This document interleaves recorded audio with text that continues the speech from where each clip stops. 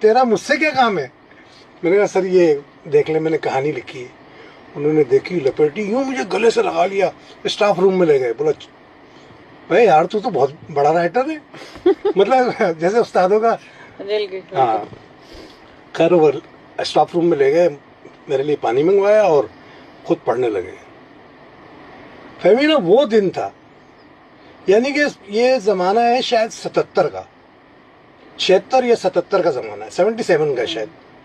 77 سے لے کر 79 تک, میں ابھی میٹرک میں ہوں 79 میں, مجھے ایسا تیار کر دیا کہ میری لکھی ہوئی اس زمانے کی تقریباً کہانیاں جو ہے نا فرسٹ پرائز پہ آئی ہیں. مطلب جس کانٹیسٹ میں حصہ لیا میری کہانی فرسٹ. یہ ہوتے ہیں اصل استاد. اساتذہ کی تربیت بہت مین ہوتی ہے.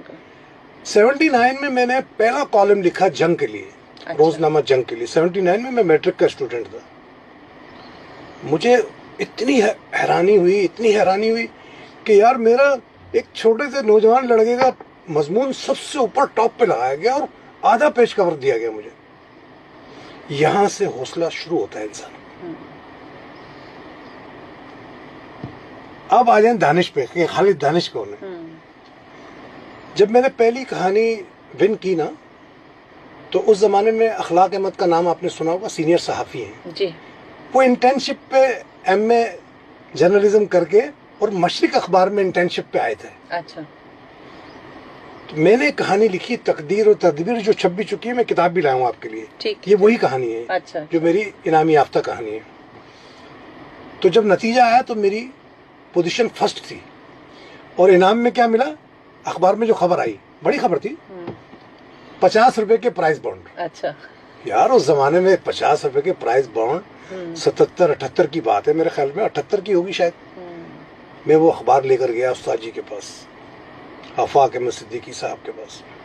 میں نے کہا سر یہ نتیجہ دیکھ لیں آپ کے بچے کا. نتیجہ پڑھا, مجھے گلے لگایا, میرا ماتھا چوما, مجھے کہنے لگے کہ آج سے تم خالد محمود صدیقی نہیں ہو. اچھا.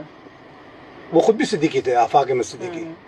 آج سے تم میرے خالد دانش ہو, تم میرے دانشور بچے ہو. یار تم نے تو کمال کر دیا.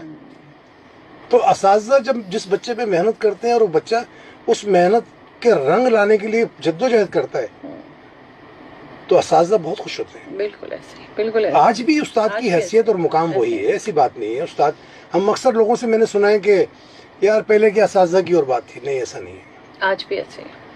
میں آپ کو آنیسٹلی بتاتا ہوں, میں نے 13 سال درس نظامی پڑھایا ہے. کتنے سال؟ 13 سال. میری ایک کتاب ہے جو مدارس میں پڑھائی جاتی ہے, عربی کی کتاب ہے, مصباح الہدایہ. اچھا. آپ یقین کریں کہ جب ہم مدرسے میں داخل ہوتے ہیں تو ہمارے بچوں کی کوشش یہ ہوتی ہے کہ سب سے پہلے استاد جی کو ہم ریسیو کریں, ان کے جوتے اٹھائیں, ان کو ہاتھ پکڑ کر لے کے جائیں. حالانکہ میں کوئی, اللہ معاف کرے, کوئی معذور تھوڑی ہوں, لیکن اس کے باوجود ان کی چاہت اور عقیدت اور پیار ایسا ہوتا ہے اساتذہ. بالکل ایسے. پھر جب میں نے یہ درس نظامی پڑھایا تو میرے جو وہ بچے جنہیں اپنے نام کا الف لکھنا نہیں آتا, ان بچوں کو آپ یقین کریں مختصر احادیث جو ہوتی ہیں نا, جیسے مثال کے طور پہ انما الاعمال بالنیات, اس طرح کی چھوٹی ایک سطر کی احادیث چھوٹے چھوٹے بچوں کو جنہیں نام لکھنا بھی نہیں آتا اور عمر بھی ان کی 8 سال 7 سال 9 سال, 200 احادیث میں نے ازبر کروائی ہیں الحمدللہ. تو استاد اگر ذمہ داری سے اپنے کام کو سمجھے اور دیانتداری سے وہ کام کرے جو استاد کے ذمہ ہوتا ہے تو میرے خیال میں بچہ تیار ہوتا ہے. بڑا خوبصورت شعبہ ہے, بڑا ریسپیکٹیبل ہے. میں کوئی 25 سال منسلک رہی تدریس کے ساتھ, اور میں نے جب چھوڑا تو اس کے بعد مجھے کافی لوگوں نے دوبارہ کہا کہ آپ دوبارہ جوائن کر لیں. تو میں نے کہا یہاں تک ہاتھ جوڑ لیے, اب نہیں آؤں گی, میں بہت پڑھا چکی ہوں. میں نے کہا زمانہ بڑا بدل گیا, اب لوگ پڑھنا نہیں چاہتے ہیں, پہلی بات تو کچھ سیکھنا نہیں چاہتے.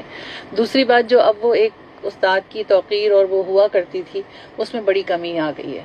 تو اب بہرحال میں اب تھک گئی ہوں, میں پڑھا نہیں سکتی. لیکن بہرحال میں اسکول کو کبھی میں نے مس نہیں کیا, لیکن میں نے اپنے بچوں کو مس کیا.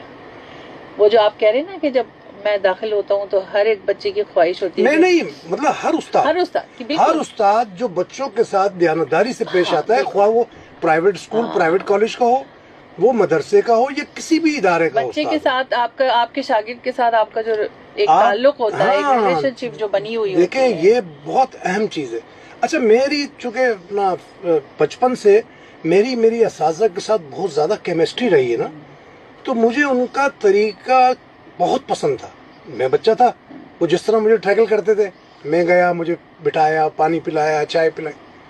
اب ایک کالج کے پروفیسر ہیں اور ایک 7ویں 8ویں کلاس کا بچہ ہے، 12-13 سال اس کی عمر ہے، اس کو اتنا پروٹوکول استاد دے رہا ہے، تو وہ ہماری ایک طرح سے جبلت میں چیز داخل ہو گئی، بالکل ہماری رگوں میں چلی گئی کہ اگر ہمیں اللہ نے موقع دیا، اور مجھے موقع دیا اللہ نے، پھر میں نے وہی کچھ کیا جو میرے اساتذہ نے میرے ساتھ کیا تھا.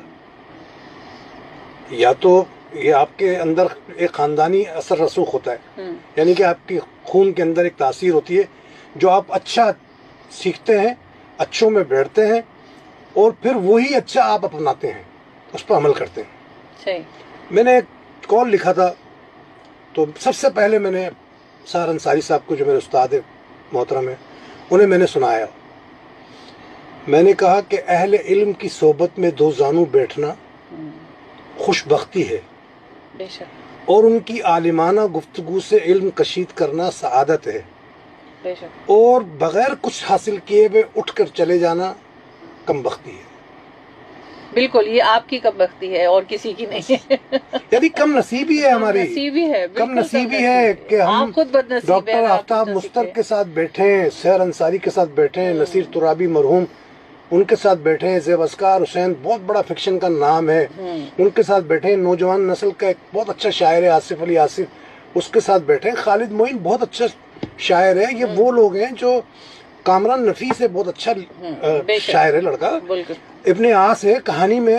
میں سمجھتا ہوں کہ آج تک جو اس دور میں جو ہمارا ٹینور ہے، اس میں بچوں کے ادب پہ جو ابن آس نے کام کیا ہے نا، مجھے نظر نہیں آ رہا کہیں. نہیں، بہت کام کیا ابن آس کا. ساتھ یہ ہے، ایک تو وہ بہت ہی جو ہے ہمبل آدمی ہے، بہت ہمبل آدمی ہے. میرے بڑے اچھے دوست ہیں، اور میں اس کو ہمیشہ ایک اور اس سے بھی دیکھتی ہوں کہ میں نے کبھی بھی نہیں دیکھا کہ اگر آپ کچھ حاصل کرنا چاہیں، کچھ سیکھنا چاہیں، اور سیکھنے کی بڑی جستجو ہے اس کو بھی ہے، اور وہ کھلے دل سے سکھا بھی دیتا ہے. سکھاتا ہے، بالکل سکھاتا ہے، کھلے دل سے سکھاتا ہے. میں تمہیں بڑے مزے کی بات بتاؤں، میری 25 سے زیادہ فلمیں آ چکی ہیں.